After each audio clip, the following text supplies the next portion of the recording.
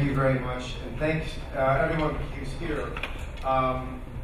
What a great intro and a great setup for me. And you know, hospitality-wise, I know business is good. I typically judge hospitality by the number of grown men who walk up to me pulling under a waistband out of their pants. Happened a couple times in the restroom, a couple times out here. So thank you very much. It's been great, and that means business is good for sure. A bittersweet day to be here. A couple of things happening. My assistant of 10 years, I just wanted to give her a call. She's retiring tomorrow. So I'm on my own again, and we'll figure it out. So if you dealt with Fran, you know that she's as tough. But please reach out and tell her goodbye tomorrow if you get a chance. Although she's not going anywhere, she'll be around you close. And also, I've got my mother here who's got a really big birthday this week, and so I'm happy for that. So Mom, I'm going to brush up these days.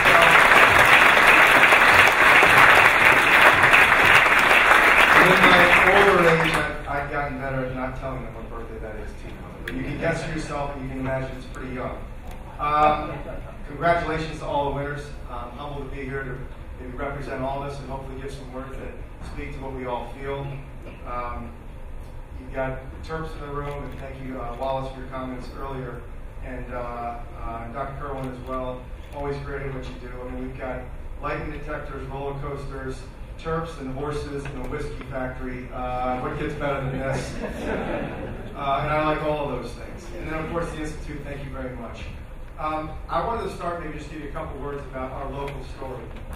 Is because it was actually during the governor, who was then the mayor's first term here in Baltimore, as our mayor back in 1998, when myself and my partner, Kip Falks, decided to move our base from Washington, D.C. up to Baltimore. And I can't really exactly tell you what compelled us other than it just felt right. It felt like it matched the attitude, the brand, the personality of the company that we wanted to build. And we knew it was something important. So there were two of us who moved here that day. And since that time, we've grown. Today, too, has turned into nearly 6,000 employees that we have across the globe. 1,300 of which, 1,300-ish of which reside in our Locust Point headquarters here. And we'll be hiring about 300 more this year across all of our offices, 225 of which will be right here in downtown Baltimore. Roughly 1,000 new store associates will be hiring this year, 1,500 to 1,700 seasonal hires, plus people moving. And what that means and why that happens is because of the growth of revenues we've been able to drive. You know, our first 5 years in business, we spent going from 0 to $5 million US. Our second 5 years going from $5 million to $300 million. The next 5 years going from 300, crossing that $1 billion milestone. That was 2010, the year where we grew 24%. We then grew 38% in 2011, 25% in 2012, and our last reporting quarter we grew another 23%. So we're not stopping. It's one thing that is a message that is sure, and we expect to continue to grow. But we know what matters, and I think what brings us here today is the opportunity we have to grow in so many other places. Is that we've told our story, and it's very much an American story, or more importantly, it began as an American story, but we think it has so much greater legs to keep growing. We're doing business in 61 countries today, and we've got great stories that remind us that our brand does translate, that we can go international. I'm very lucky to be joined here today by our new head of international, Charlie Roth, who joined another brand that we don't mention the other brand's names at Under Armour. He joined us from another brand and brings expertise and experience to allow us to take on those 60 markets and frankly beyond in a much bigger and greater way. We've got success stories like Japan that started 12 or 13 years for us. In this past year in 2012, Japan was a $200 million business for us that's growing about 40% again this year. We're finding growth in lots of markets, and it's not just happening here in the U.S., but we realize it has to keep growing. Europe, the Middle East, Asia, China, where we've got 3 stores and we'll be opening several more this year with our headquarters in Shanghai. Just getting started. Central and South America, a new office that we're opening in Sao Paulo, Brazil, that'll be anchoring around World Cup is something we're doing. But all these places, all these different cities, these different countries that we go to, we know one thing is certain, that we want Baltimore and Maryland to always be our headquarters, and our head and our home will always be right here. But in order for that to happen, it means leveraging the things that we have, and so using Baltimore, all the great assets we have to help us. Things like our new brand house. The governor's very nice to mention that. And by the way, we should get out of here in a few minutes. We'll have plenty of time to sort of close till 9. Please help us with the tonight. But it's a model for us. It allows us and gives us something that we can take globally, that we can take to other markets and make sure that we have the DNA that is our brand, and it's not being interpreted. I was telling the governor the store that we have in Korea, it's a good store, but it's not the perfect store. And I don't know if we've built the perfect store yet either, but being able to use tools like that in our backyard, it informs us so much to be able to make something which is as great as the opportunity that we have. The vision that we have as a company is to use our momentum. We understand that we have momentum. And so I know there's so many great entrepreneurs in the room, but if I could take a minute and just tell you about the way that I'm thinking about how our company can impact Maryland, can impact Baltimore specifically. Our latest outlook, we reiterated the fact that we believe in our long-term 20 to 25% growth outlook.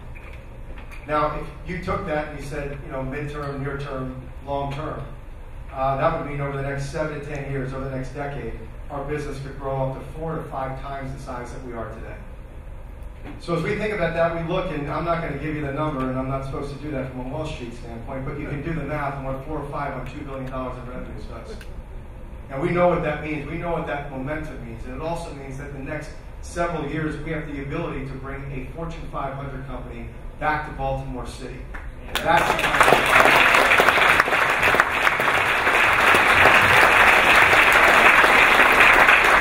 but not only revenues as Fortune 500s are defined, but frankly, jobs. They're a multiplier. And you think about what that multiplier can be. Everybody's hungry for them. Everybody's hungry for revenues, but everybody's hungry for jobs. And there's not a CEO in America right now who's tasked with how do I hire more people next year. And you're seeing this unemployment, you're seeing it happen all over the world, you're seeing it getting a little bit better here in the States, but we certainly have work to do and a long road to go. So one of the things that I challenge and I want to think about is what we can do to impact our jobs. I mean, today, I mentioned the number of direct employees we have, but we have a lot of indirect employees as well. And in order to be global, you need to be local. And in order to be local, you need to make product where you sell product. So for us, that means today, we sell a lot of product in the United States of America. It is our largest market by far. And so the challenge to us is, I was talking to Mike Gagliano earlier, what if we could make product here? What if we could paint a vision like that of what making product back in the United States? And let me just give you some numbers for a second. Depending on the time of the year, Under Armour employs anywhere from about 110 to 140,000 people around the world, throughout all of our manufacturers.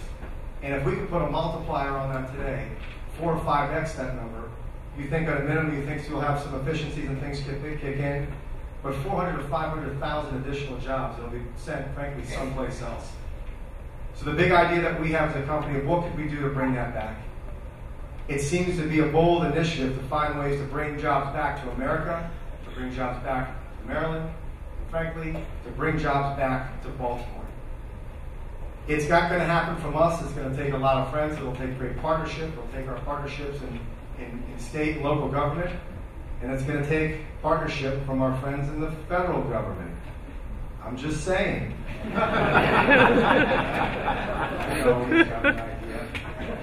But why not dream big? We should be dreaming big, right?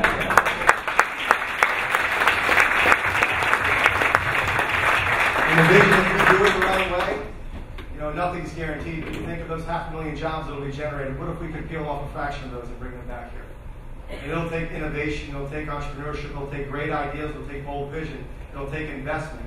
But that's the type of opportunity that we have, because the long-term goal that we have, it's our momentum. And first and foremost, we deserve and we need to be great fiduciaries to our shareholders, and that will never lapse. But we can do that while being a great citizen in this city. We're very proud for the role that we play in this city.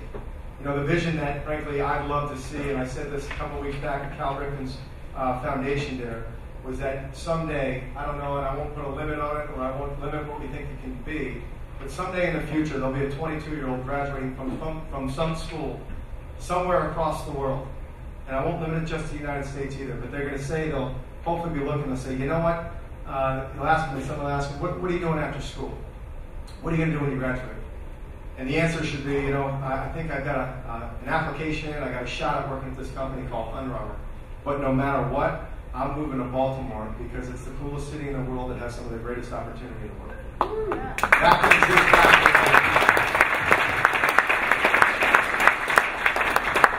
That's going to take a big tax base, so we need everybody to continue to grow.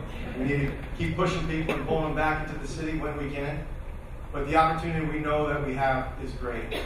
And I think that there's definitely the will, and I've seen it in this city, and as far as we've come from that first term as mayor governor, and watching to where we are now, I think we should all be very proud about the direction that we're heading as a city, as a state, and what we can do, and frankly, as entrepreneurs. So once again, congratulations to all the entrepreneurs in the world. I'm humbled by this award and very much by all the past nominees. So I thank you all very much. We'll keep running hard, understanding the number one gift that we give back to the city is to stay in business, because to do good things, we got to do great in our company. So we'll keep running for that. Thank you all very, very much.